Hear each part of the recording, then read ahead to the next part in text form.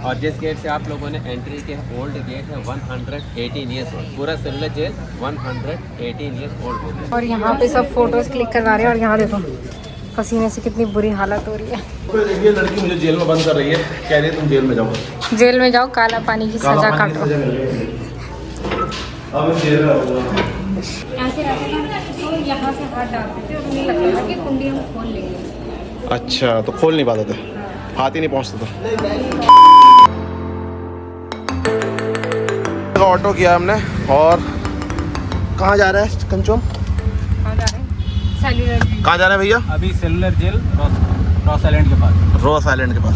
तो रोज आइलैंड के लिए भैया बता रहे हैं कि वहाँ के लिए बोट तो 2:30 बजे तक ही रहती है और 2:30 बज चुके हैं, तो रोज आइलैंड तो नहीं जा पाएंगे, पर मरीना टापू जाएंगे, वहाँ घूमेंगे और शाम के नंबर पे सेलुलर जेल घूमेंगे। बाकी ऑटो में बैठ गए भाई, इसलिए हमने सोच ही लिया कि अब घूमते हैं। कंचो, आर यू एक्साइटेड? बहुत। अच्छा, चश्मा लगा के एकदम मैडम बन रखी है। मैडम तो मैं हुई। अच्छा, तब ठीक है। और भाई साहब गर्मी यहाँ अब थोड़ा मुझे लग रहा है कि हल्का हल्का कम होने लगा, जितना जितना दिन बढ़ता जा रहा है ना, वरना टाइम तो बहुत ही ज़्यादा गर्मी हो रही है ना। बहुत गंदी गर्मी हो रही थी। और बाकी ये बगल में ना पूरा एयरपोर्ट ही है, हमारे रूम से मतलब साफ दिख रहा है, प्लेन जाते हुए लैंड होते हुए टेक ऑफ करते हुए साफ दिख रहा है, तो पास में ही एयरपोर्ट। चलो दोस्तों फिर चलते हैं।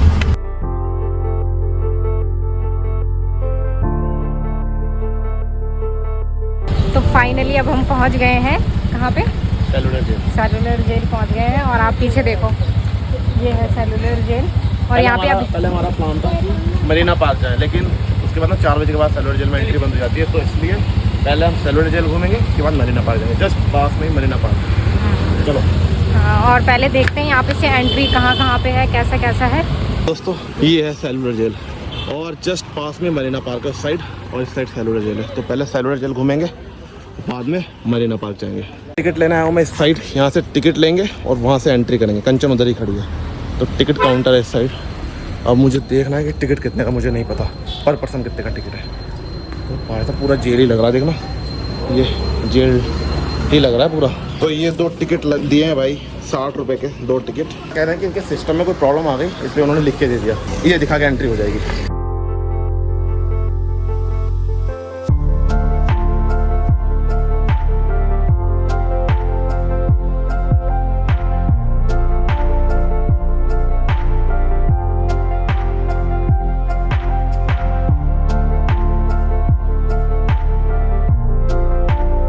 तो पहले तो हम खुद से घूम रहे थे वहाँ पे, लेकिन फिर अब हमने गाइड को पकड़ लिया भाई, क्योंकि पूरी चीज़ को समझना ना हमारे बस की बात नहीं है।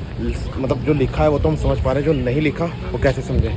उधर गाइड है तो उनके साथ घूमेंगे, थोड़ा चार्ज दिया उन्होंने, चार्ज दे देंगे, बाकी अच्छे समझ में आएगा। चार्ज दे देंगे पर पूरा समझ में आ जाएगा, एक्सप्लेन हो जाएगा पूरा।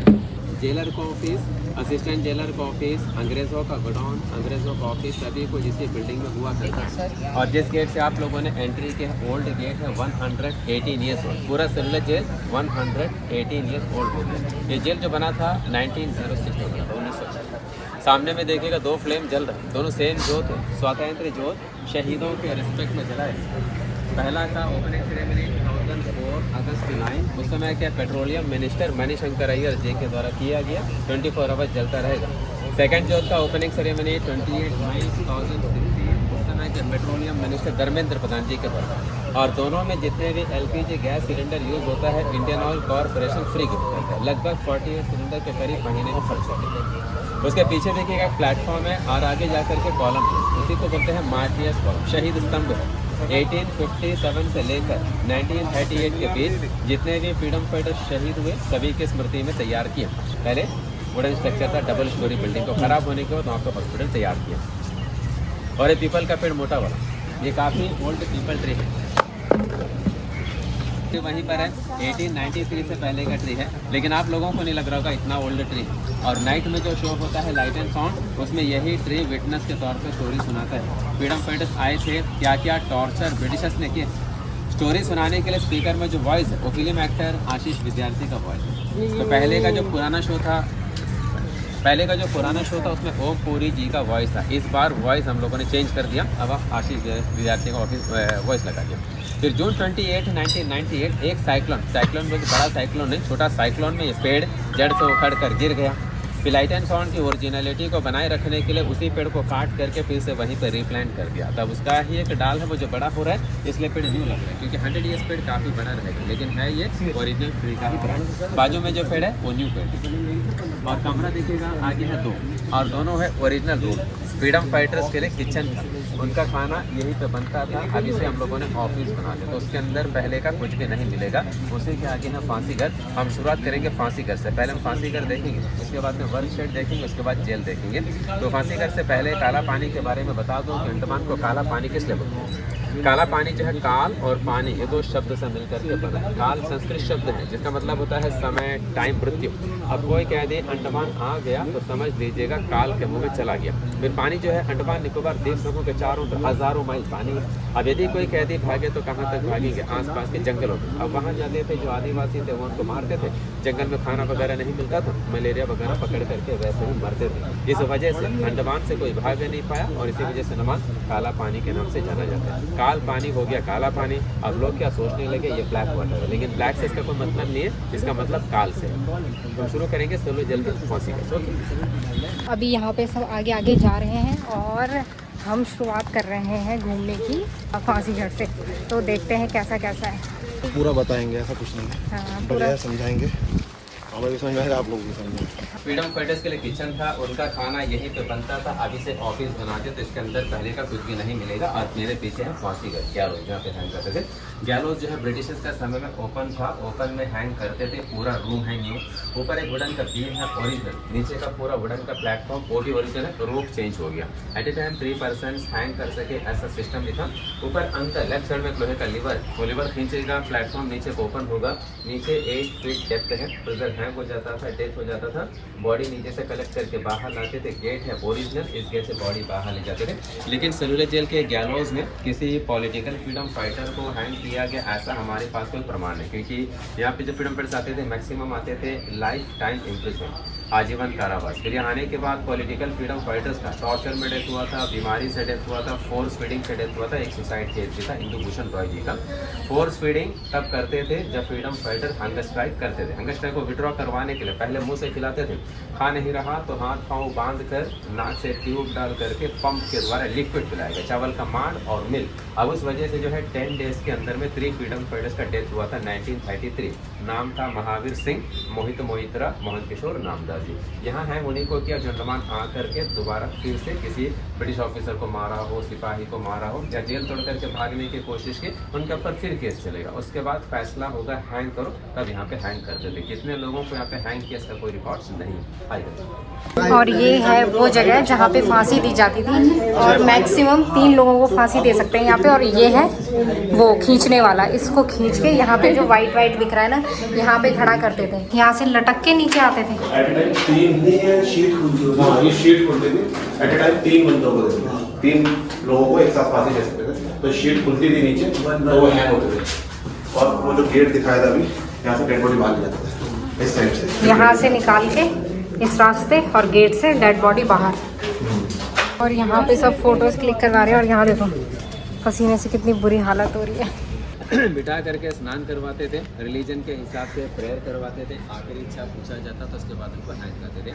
और जेल में रहने वाले फ्रीडम फाइटर्स के लिए टॉयलेट बाथरूम, दिन भर बाहर काम करते थे, नीचे कॉमन टॉयलेट बाथरूम का यूज़ कर सकते थे। कुछ फ्रीडम फाइटर को सेल के अंदर काम देते थे, अकेले काम करो, उनके लिए सिस्टम ये था दिन में 3 टाइम्स बाहर जा सकते थे टॉयलेट बाथरूम करने के लिए, लेकिन अपने समय से। ब्रिटिशर्स का जो फिक्स समय उसमें ही जाना है। इवनिंग 6 से मॉर्निंग 6 सभी लॉकअप में बंद रहेंगे, अंदर कोई टॉयलेट नहीं, सभी को क्ले का पॉट मिलेगा, जो करो पॉट में करो, रात भर बदबू में रहो, अगले दिन स्वीपर साफ करके बाहर। खाना खाने के लोहे का प्लेट मिलेगा, उसमें दाल चावल रोटी सब्जी उतना ही देते थे कि जिंदा रहे, पेट भरने के लिए। चावल में कंकड़, सब्जी में रेत, दाल में कीड़े, साफ सफाई वाला खाना। ड्रिंकिंग वाटर दिन में 2 बार ही मिलता था, वो भी क्लीन वाटर नहीं, और रात में कोई लाइट नहीं, अंधेरे में रहते थे। हरिकन लैंप हाथ में लेकर सिक्योरिटी गार्ड घूमता रहता मिलता था। सोने के लिए सभी को वुडन का बेड मिलता था। बेड का विड्थ जितना रहेगा, हाइट इतना होगा, लेंथ होगा 6.5 फीट के करीब। एक बेड और एक ब्लैंकेट सभी को मिलता था। इसके बाद हम चलेंगे फैक्ट्री, जहाँ पे क्रांतिकारी कोकोनट ऑयल, मस्टर्ड ऑयल निकालते थे। कैसे कैसे पनिशमेंट उन्हें दिया जाता है उसके बारे में बताएंगे। सभी लोग नीचे देख करके ध्यान। तो अभी हम इस जगह पे जा रहे हैं जहाँ पे जो क्रांतिकारी थे वो निकालते थे ऑयल वगैरह। नीचे का फर्श, ऊपर का छत लकड़े का जाला चेंज हो गया, जगह है ओरिजिनल। ये ओरिजिनल कोलू है, वहीं पर फिक्स है। ऐसे बहुत सारे थे, अब एक बचा। कोकोनट का ड्राई खोपरा भरेगा, साइड में तो वेट लगा देगा, वेट लगेगा, चेन टाइट हो जाएगा, प्रेशर बीच में चला जाएगा। फिर जब पकड़ करके घुमाएगा, बीच वाला ठीक से घूमता रहेगा, कोकोनट क्रश होता रहेगा। अंदर एक पाइप होता था, गड्ढे में रखेंगे बर्तन, ऑयल इसमें कलेक्ट होता रहेगा। 1 डे में 1 फ्रीडम फाइटर को 30 पाउंड कोकोनट ऑयल निकालना पड़ता था, लगभग 15 किलोग्राम के करीब। अब मस्टर्ड ऑयल निकालने देंगे तो 10 पाउंड पर डे, लगभग 5 किलोग्राम के करीब, जो दिन भर में बैल भी नहीं निकाल पाते थे। अब जब बैल नहीं निकाल पाते थे, दिन भर में इतना तेल इंसान कहाँ से निकाल पाएगा। कुछ फ्रीडम फाइटर कोल्हू चलाते चलाते थक जाते थे और कुछ चलाने से इनकार करते थे। तब अंग्रेज उनका हाथ पकड़ करके जबरन इस पाइप के साथ रस्से से बांधते थे। जब वो नहीं चला पाते थे, पीछे से मारते थे चाबुक। काफ़ी फ्रीडम फाइटर ये काम करने के बाद बीमार पड़ जाते थे, कुछ का मानसिक संतुलन बिगड़ जाता था, तो कुछ का डेथ भी हो जाता था। अभी अपने ग्रुप वाले इस तरफ आ जाए। तो पहला हमने देखा ओरिजिनल कोल्हू, यहाँ पे है आर्टिफिशियल किस तरीके से कोल्हू चलाते थे उसे दिखाया गया। और यहाँ फ्रीडम फाइटर बैठ करके नारियल का छिलका निकालता है। छिलका निकालेगा, छिलके को हैमर से कूटेंगे, छिलका सॉफ्ट होने के बाद इसके बाहरी छिलके को हटा देंगे। फिर अंदर का जो रेशा है उसे पानी में भिगोते थे, फिर जब नमी हो जाता था फिर बाहर निकालते थे, कूट कर धूप में सुखाकर इस मशीन में रोल करेंगे तो बनेगा रस्सी। अब रस्सी बनाने का काम किसी भी क्रांतिकारी को देता था तो शाम तक उनको 4 पाउंड रस्से तैयार करना। शाम में अंग्रेज बैठते थे तौलने के लिए, जिनका 4 पाउंड हो गया सजा नहीं, और जिनका 4 पाउंड हुआ नहीं उनको तो सजा मिलेगा, और जिनका रस्सी गीला होता था उन्हें भी सजा मिलता था। सजा जो बताएंगे, और ये मशीन ओरिजिनल है। इस सजा कम है, मेंटली टॉर्चर ज़्यादा है। हाँ, फिजिकली दैट तो होते थे, मेंटली फिजिकली दोनों। तो जेल का सबसे सख्त सजा यही था। ये फ्रेम ओरिजिनल है, इसे बोलते हैं फ्लॉगिंग फ्रेम, हिंदी में बोलेंगे टिकटिकी। फ्रीडम फाइटर को उसके ऊपर चढ़ाने के बाद पाँव को ब्लॉक करते थे, कमर में बेल्ट बांधते थे, हाथ में लगाते थे हथकड़ी, ताकि मारते वक्त फ्रीडम फाइटर इधर उधर गिर न पाए। फिर एक पतला सा टावल गीला करके पहनाते थे बैक साइड में, और बैक साइड में ही मारते थे चाबुक से। एक ही जगह बार बार मारते थे, यहाँ मारे तो चमड़ी उधड़ जाता था, खून के फव्वारे निकल जाते थे। फिर वो क्रांतिकारी जो है न बैठ सके न सो सके। मारने वाला कौन था? ये भी इंडियन था। सेलुलर जेल में पॉलिटिकल फ्रीडम फाइटर्स भी आते थे, नॉर्मल क्रिमिनल भी आते थे, चोर डाकू और लुटेरे। अब उनमें से जो हट्टा मुस्टंडा होता था, जो दिमाग से कम अत्याचारी ज़्यादा, उनको अंग्रेज काम करते थे। किसी को बनाते थे पेटी ऑफिसर, किसी को वार्डर, तो किसी को जमादार। अब इनका क्या फ़ायदा? खाना बढ़िया मिलेगा, मार खाने का ज़रूरत नहीं, और हार्ड वर्क करने का भी ज़रूरत। जो फ्रीडम फाइटर पहला बार अपना काम पूरा नहीं कर पाते थे, उनको एक हफ्ते के लिए कोर्ट रूम के बाहर दीवार में एक लोहे का रिंग लगा होगा, उसमें हथकड़ी में रखेंगे, उसे बोलते हैं खड़ी हथकड़ी। एक दिन में 8 घंटा हथकड़ी में रहो। फिर अगला पनिशमेंट है 2 दिन के लिए बोरे का बना हुआ ड्रेस पहनो। अभी पहनने से क्या होगा? गर्मी ज़्यादा लगेगा, शरीर खुजलाता रहेगा। Uniform, kurta, half pant, white cap, गले में होगा लोहे का रिंग, लोहे का प्लेट, आइडेंटिटी लिखा होता था, कितने ईयर से कितने ईयर का इम्प्रिजमेंट मिला है, जेल का नंबर और कोर्ट से एक्ट कौन सा लगा। 3 types of punishment fitter. Chain fitter जिसको पहनाते थे सजा के तौर पर 1 साल। इसमें ज़्यादा दिक्कत नहीं, कमर में चेन, पाँव में चेन, लेकिन हाथ है फ्री, चल फिर सकता है, चलते वक्त वजन भी रहेगा पाँव में। बार फिटर 6 मंथ, चलते वक्त बार पकड़ करके चलो, काम करते वक्त छोड़ दो। तीसरा है cross bar fitter, only 10 days. Difficulty इसी में ज़्यादा है, पाँव का सेंटर में रॉड है, पाँव दूरी में ही रहेगा। जब उन्हीं से चल नहीं पाते थे, बैठ नहीं पाते थे, तो हर क्रांतिकारी के पाँव में घाव भी हो जाता था, क्योंकि चलते वक्त रॉड उनके पाँव से घिसता जाता था। सेलुलर जेल में 1909 से लेकर 1938 30 साल के अंदर लगभग 650 के करीब पॉलिटिकल फ्रीडम फाइटर्स भेजे गए थे। नॉर्मल क्रिमिनल तो बहुत सारे थे। जो फ्रीडम फाइटर्स भेजे गए थे उनका लिस्ट लगा है टॉप पे। आप लोग नाम पढ़ेंगे तो उसमें अननोन फ्रीडम फाइटर ही ज़्यादा मिलेगा, पहचाना नाम कम मिलेगा। इस जेल को अंग्रेजों ने बनाना शुरू किया था 1893 और कंप्लीट किया था 1906। 13 ईयर्स लगे थे जेल बनाने में। अंग्रेजों का प्लान था जेल बनाने का 3 ईयर्स। उनका एस्टिमेट था 5,17,352 रुपीज़। सर जी मैं प्राइवेट गाइड हूँ, आप लोग वहाँ से नेक्स्ट गाइड कर सकता है। तो 5,17,352 रुपीज़। लेकिन उस एस्टिमेट में जेल नहीं बना, इसलिए नहीं बना, ये बड़ा पहाड़ था, इसे काट करके मैदान बनाने में ही 3 साल लगे और कंस्ट्रक्शन करने के लिए 10 साल लगे। तो खर्च भी बढ़ गया। 7,83,994 रुपीज़ खर्च हुए और 3 करोड़ ईंटें इस्तेमाल किया गया। ओरिजिनल ईंट है, अंडमान में तैयार किया, बाकी मटेरियल बर्मा से लाया गया। जब जेल बना साइकिल व्हील की तरह था। 7 बिल्डिंग्स थे और कमरे थे 693, 693 कोठरी। एक कोठरी में क्रांतिकारी को रखते थे, अकेले रहेगा, मेंटली टॉर्चर होगा, बातचीत नहीं कर पाएगा, षड्यंत्र ना रचे। और कोठरी का लंबाई 13.5 फीट, चौड़ाई 7.5 फीट, ऊंचाई 10 फीट। वैसे कमरा जो है 1 फ्रीडम फाइटर के बड़ा था उस हिसाब से। वेंटिलेशन भी है पीछे की और 8 फीट ऊपर, ताकि फ्रीडम फाइटर अंदर से बाहर देख ना पाए। और हर बिल्डिंग को ऐसा बनाया है, एक बिल्डिंग का है दूसरे का है बैक, ताकि दोनों बिल्डिंग्स के बीच कोई कम्युनिकेशन ना रहे। काम करने के लिए 7 में से 4 ब्लॉक के सामने वर्क शेड, वहाँ पे freedom fighters coconut oil, mustard oil निकालते थे, हमने देखा। और बीच में है सेंट्रल टावर। सेंट्रल टावर के टॉप पे होगा सिंगल गार्ड, ऊपर से करेगा निगरानी बाउंड्री वॉल का। उनके अलावा 21 separate security guard day night watch करते थे, हर फ्लोर पे गार्ड रहता था। अभी हमारे पास 7 में से ओनली 3 ब्लॉक से बचा है, 1, 7, इसके पीछे एक और भी है 6, बाकी 4 पूरी तरीके से टूट गया। अब कैसे टूट गया? 1941 अंडमान में भूकंप आया था। भूकंप में मेन हिस्सा क्या गिरा? वॉच टावर का टॉप, बाकी बिल्डिंग थोड़ा बहुत डैमेज हुआ था। फिर 1942 से 45 सेकेंड वर्ल्ड वार में अंडमान में जापानियों का कब्जा हुआ था 3.5 साल। तो द्वीपों की सुरक्षा के लिए जापानियों ने काफ़ी बंकर्स बनाए थे, और उस बंकर को बनाने के लिए जेल का जो टूटा हुआ बिल्डिंग है उसमें से भी ब्रिक्स निकाल लिया। रॉस आइलैंड में बहुत सारे मकान टूट गए थे, वहाँ से ब्रिक्स निकाल करके बंकर बना दिया। फिर आज़ादी के काफ़ी साल के बाद 1964 जेल का जो हिस्सा रहने लायक नहीं रहता, खराब हो गया, वहाँ पे एक हॉस्पिटल बना दिया, जो आज अंडमान का सबसे बड़ा हॉस्पिटल बन गया। उस हॉस्पिटल का नाम रखा गया गोविंद बल्लभ पंत, जो यूपी के पहले चीफ मिनिस्टर थे, उनके नाम पे रखा गया। इस जेल को बनाने का जो इंजीनियर था उनका नाम था मैकलेन, और इस जेल का अत्याचारी जेलर का नाम था डेविड बैरी, जो आयरलैंड के रहने वाले थे। उनका समय रहा अंडमान में 1905 से लेकर 1919। तो उसके बाद उनका तबीयत बिगड़ गया, पैरालाइज हो गया, फिर उनको शिप में चढ़ा दिया, कलकत्ता पहुंचा दिया। कलकत्ता पहुंचने के साथ ही डेविड बैरी का डेथ हो गया। इस वजह से उनके बारे में कहा जाता है, वतन परस्तों को अपने वतन से दूर रखने वाला खुद आखिरी घड़ी अपने वतन का मुंह न देख पाया। और अभी हम जा रहे हैं जेल देखने के लिए, जो कि है शायद, चलने से तो लग रहा है कि 3rd फ्लोर पे है, बाकी पता नहीं। सर 3rd फ्लोर है? ये सेकंड। ओके।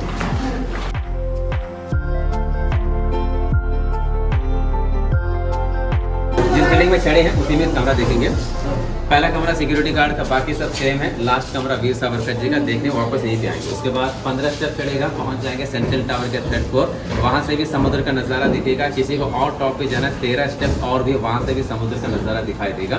तो सामने एक छोटा सा आइलैंड दिखेगा, जहाँ पे रेड कलर का बिल्डिंग बहुत सारी दिखेगी। नाम उसी का है, नेताजी सुभाष चंद्र बोस आइलैंड। पहले उसी आइलैंड का नाम था रॉस, अंग्रेजों का राजधानी था अंडमान का। पेरिस ऑफ ईस्ट कहा जाता था, इतना डेवलपमेंट था। अब सब कुछ वहाँ पे खराब हो गया। आज आप लोग जाएंगे वहाँ घूमने, टूटा हुआ खंडहर, कुछ बिल्डिंग को मेंटेन करके रखा है। फिर वहाँ पे हिरन भी है, मोर भी है, देखने को मिलेगा।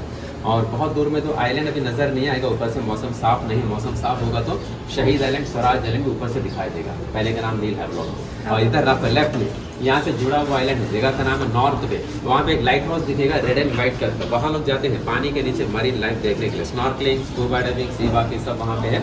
और 20 रुपीज़ का जो ओल्ड नोट है रेड कलर का, उसके पीछे आप लोगों ने फोटो देखा होगा, लाइट हाउस और आइलैंड, वो नॉर्थ बे का है।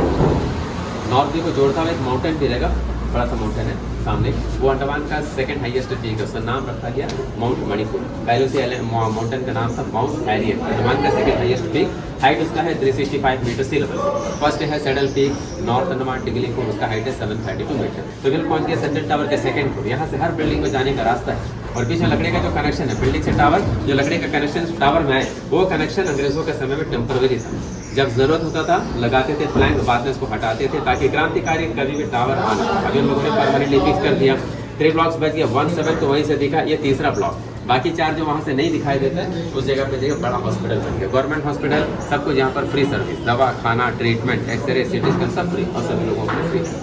फ्रीडम फाइटर्स का लिस्ट है, कौन कौन से स्टेट से कितने कितने फ्रीडम फाइटर्स इस जेल में रहे थे, state wise year wise. Bombay से कितने, पंजाब, बंगाल, आसाम, यूपी, बिहार, मद्रास, आंध्र, दिल्ली, मैक्सिमम बंगाल, फिर पंजाब। सल्लू जेल को अंग्रेजों ने टोटली क्लोज कर दिया 2nd वर्ल्ड वार से पहले। सितंबर 1937 से लेकर जनवरी 1938 सारे फ्रीडम फाइटर्स को ब्रिटिशर्स ने वापस मेनलैंड भेज दिया। काला पानी का सजा 80 साल के बाद खत्म हो गया। 1858 वाइपर आइलैंड से शुरू हुआ था, 1930 यहाँ पे आके खत्म हो गया। उसके बाद 2nd वर्ल्ड वार शुरू हो गया 1939, और अंडमान में जापानी सैनिक आ गए। जब जापानी सैनिक आ गए, सारे अंग्रेज अंडमान से वापस लौट गए, तो एक तरह से अंडमान भी फ्री हो गए, क्योंकि जापानियों के साथ थे Indian national army, Subhash ji की फौज। लेकिन जापान जापानियों का जो टॉर्चर था, जो जुल्म था, वो ब्रिटिशर्स से ज्यादा हो गया। 1858 में जिन कैदियों को अंडमान भेजा था अंग्रेजों ने, उनको तो अंग्रेजों ने अंडमान में बसा दी, यहीं रहो। अब उनके जो जनरेशन थे उसमें थे पढ़े लिखे लोग, INA के मेंबर्स, इंडियन इंडिपेंडेंट लीग के मेंबर्स थे। अब जापानीज क्या सोचते थे कि इनमें से कुछ लोग अंग्रेजों के साथ मिले हो या उनके लिए जासूसी कर रहे हैं। जासूसी के आरोप में काफी फ्रीडम फाइटर को जेल में बंद किया, खूब टॉर्चर किया, बहुतों को जेल से बाहर ले जाकर गोलियों से खून पी दिया। अब उसी के बीच नेताजी सुभाष चंद्र बोस जी अंडमान आए थे। नेताजी इंडियन नेशनल आर्मी के सुप्रीम कमांडर थे। उनका अंडमान का 3 दिन का विजिट था। दिसंबर 29, 30, 31, 1943। 30 दिसंबर 1943 सुभाष जी ने जेल का विजिट किया था और यहाँ से लौटने के बाद जेल से आगे की ओर लगभग 500 मीटर की दूरी पर है जिमखाना ग्राउंड और अंडमान क्लब। वहीं पे उन्होंने देश का पहला तिरंगा झंडा फहराया था और उस समय अंडमान निकोबार द्वीप समूह को 2 नाम दिए थे। अंडमान का नाम रखा शहीद द्वीप, निकोबार का स्वराज द्वीप। आज यही दोनों नाम प्रधानमंत्री मोदी जी ना करके नील आइलैंड और हैवलॉक आइलैंड कर रखे। आज नील का नाम शहीद है, हैवलॉक का स्वराज है, रॉस आइलैंड का नाम अब है नेताजी सुभाष चंद्र बोस आइलैंड। फिर 1 जनवरी 1944 सुभाष जी अंडमान से वापस लौट गए। फिर सेकेंड वर्ल्ड वार का एंड 1945 अंग्रेजों का जो रॉयल एयरफोर्स है उन लोगों ने जापानी के ऊपर बमबारी की, जिसके बाद जापानी भी जो सरेंडर हो गए। 45 में जापानीज लौट गए, उसके बाद 1.5 साल अंग्रेज रहे, हिंदुस्तान आज़ाद हो गया। 1947 अंडमान से अंग्रेज वापस लौट गए और 1858 में जब अंडमान ने कैदियों को भेजना शुरू किया था तो यहाँ पे हर तरह के प्रिजनर आते थे। और आने के बाद क्या था, जो एक बार आ गया अंडमान, सजा कंप्लीट हो या सजा में छूट मिले, उसके बावजूद उनको मेन लैंड वापस नहीं भेजते थे, अंडमान में बसाते थे, जमीन देते थे, खेती बाड़ी करो और यही रहो। आज अंडमान के जो लोकल्स है उन कैदियों का ही जनरेशन है। सल्लू जेल में जो क्रांतिकारी आए थे मैक्सिमम वापस लौट गए, उस क्रांतिकारी जेल वाले भी अंडमान में फंसे। ऐसे अंडमान का आबादी शुरू। यह कैदी रूम, भाई साहब, ना पंखा है ना कुछ है, अंधेरी कोठरी। इसकी बात कर रहे थे ना, ये ना ऐसे बंद होता है। अच्छा कंचन मुझे काला पानी की सजा दे रही है। अच्छा, इधर से हाथ डाल के खोलते थे। मतलब देखो यहाँ पे कुंडी है ना, हाँ। और ये हाथ जाने वाला इधर से, तो उन्हें लगता था कि इधर से कुंडी है तो हम खोल देंगे। अच्छा तो खुद तो इसी चक्कर में मर जाते थे, खोलते खोलते कि कर देंगे अभी। अच्छा, ये पूरी कुंडी है, देखना ऐसे खोलते थे। ऐसे रहते थे तो यहाँ से हाथ डालते थे और उन्हें लगता था कि कुंडी हम खोल लेंगे। अच्छा, तो खोल नहीं पाते थे, हाथ ही नहीं पहुँचता था। तो भैया ये देखो, ये इन्वेंशन था सेलुलर जेल का। तो कैदी लोग सोचते थे हाथ आराम से चला जाएगा, खोल लेंगे, लेकिन ये कुंडी लग जाती थी और कुंडी का जो लॉक था वो ये था, देखो यहाँ तक खोलनी, हाथ ही नहीं पहुँचता था, क्योंकि काफ़ी दूर है। ये लड़की मुझे जेल में बंद कर रही है, कह रही है तुम जेल में जाओ, जेल में जाओ, काला पानी की सजा काटो। ये देखो यहाँ से कुंडी, मैं भी खोलने का ट्राई करूँगा।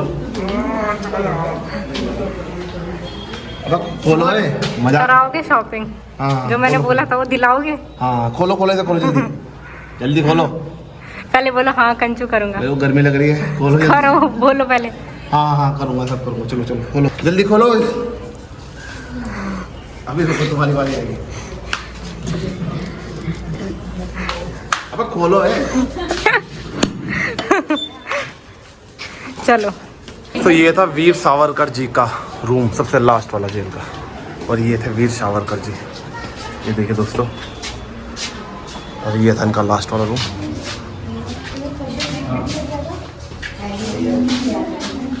कंचन, जो वहाँ से लेके वीर सावरकर जी के रूम को छोड़ देना, उसके बाद से लेके वहाँ तक तुम्हें कोई सा भी रूम पसंद हो बता दो, तुम्हारे लिए बुक कर देता हूँ। बताओ, ये वाला रूम पसंद आया भाई कंचन को, यहाँ रहेगी अभी, ठीक है? जाओ अंदर जाओ, बंद कर देता हूँ, अंदर आओ। मत करो हाँ, मेरा हाथ भी नहीं जाएगा आज अभी। आ जाओ, चलो, नहीं कर रहा, वरना तुम्हें बंद कर देता हूँ मैं। आप मुझे यहाँ छोड़ के जा नहीं सकते। मैं जा सकता हूँ, पता है तुम्हें? नहीं जा सकते, घर पे सब आपको बोलेंगे कि मैं घर छोड़ने जाऊँगा, फिर मैं घर छोड़ने जाऊँगा, मैं कहीं और चला जाऊँगा। फिर अभी तो मैं वहाँ छोड़ दूँगा, ठीक है? समुद्र में तैरते तैरते आ जाओ घर। और क्या कम समझते हो क्या मुझे? हाँ नहीं, हल्का नहीं समझता, तो मैं तो भारी समझता हूँ। तो यहाँ पर जेट स्की की राइड हो रही है और कंचन कह रही है मुझे करनी है, तो भैया ने 600 रुपये पर पर्सन बताया, मेरे को तो करनी नहीं भाई, ये खतरों की खिलाड़ी बन रही है। 130 वाली क्या बात है? इसमें सोना चांदी चमनप्राश लगा है।